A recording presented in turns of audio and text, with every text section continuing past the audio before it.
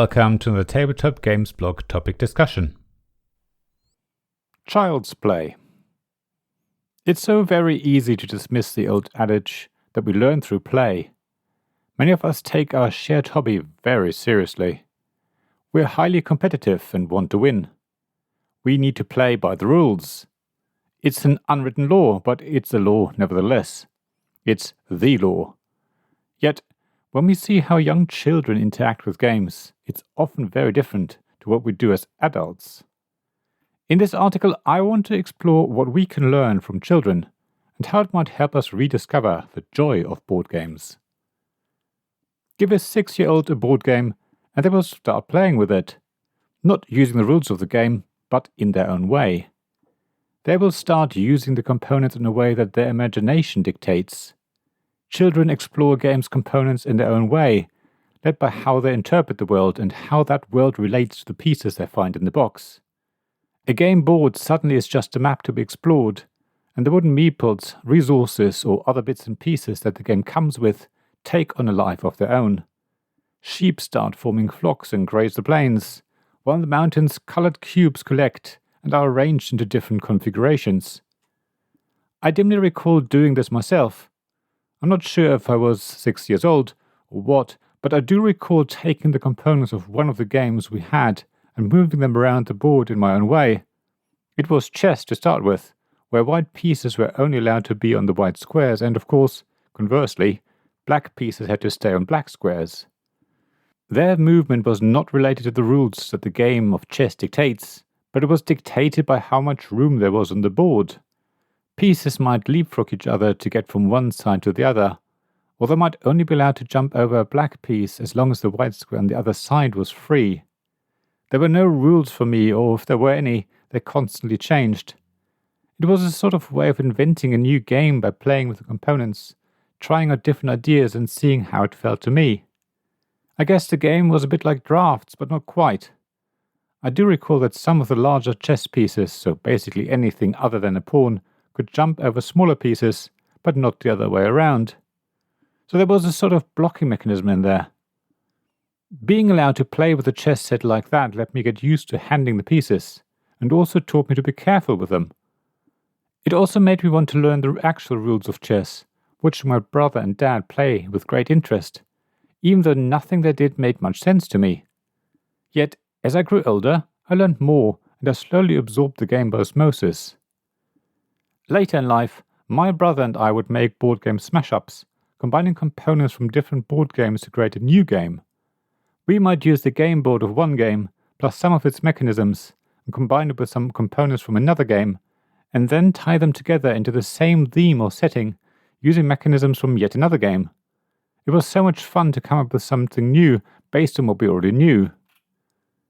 So, when I was reintroduced to the hobby of modern board games, I let our daughter play with some of the games we had, and she, like I had done before her, came up with her own way of using the components and combining them with her imagination to create a new, constantly changing set of rules for the game that her mind wanted her to explore.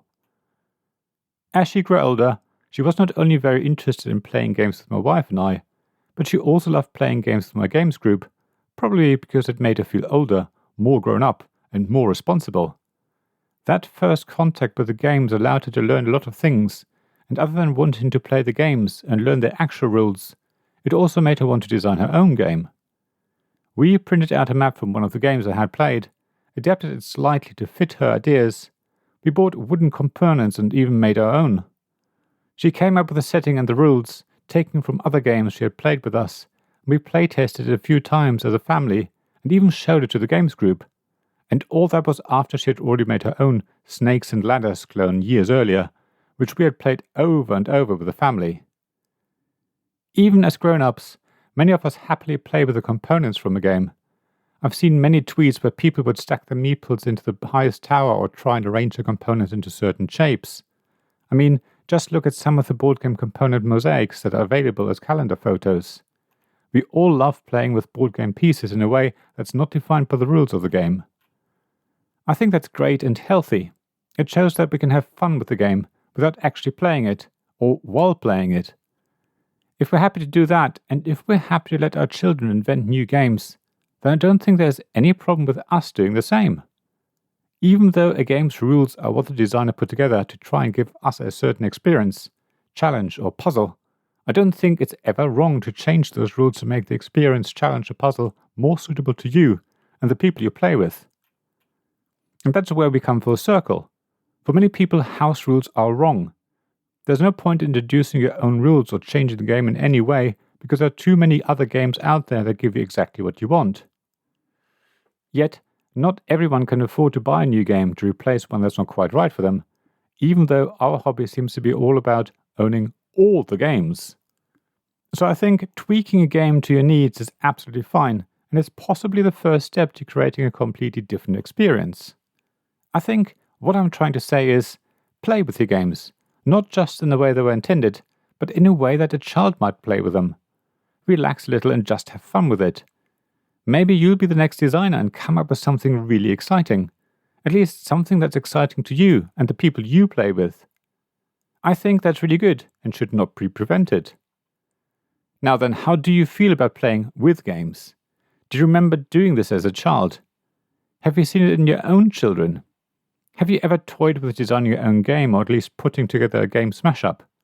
Please let me know and share experiences on the blog at tabletopgamesblog.com. Thank you for listening to this Tabletop Games Blog topic discussion podcast. Please check the description below for links mentioned in this episode, as well as to the written version of this article on the blog. If you enjoyed this episode, please subscribe, give us some stars or leave a review. Please also tell your friends about me, and if you want to offer financial support, check out my Patreon and Ko-fi pages, links to which you'll find in the blog at tabletopgamesblog.com. So thank you again for listening, and I hope to see you again soon. This podcast was made possible by the generous help of my Patreon supporters. Royal Patrons, Nicholas Higgins and Sean Newman. Magic Champion Zeb Hicks. Castle Guards David Miller and James Naylor. Dice Masters Alex Bardi, Paul Grogan and Robin Kay.